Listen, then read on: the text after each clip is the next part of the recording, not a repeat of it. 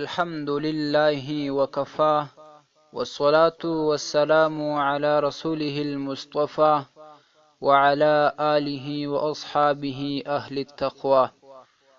قدرمندو محترمو، یو ورور پوښتنه کړې ده چې بعضې خلک په سجده کې څنګلې لګوي، نو دا لمانځه ته نقصان نه رسوي او که نه؟ معززه، په لمانځه کې څنګلې لګول د سجدې په حالت کې دا مکروه تحریمي دي، دا نه دی جایز.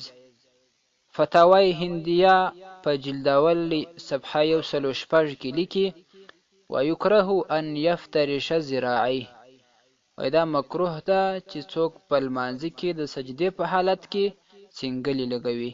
دغه شان رد المحتار په جلد دویم صفحه 496 کې دا راخي. والسلام علیکم ورحمت الله وبرکاته.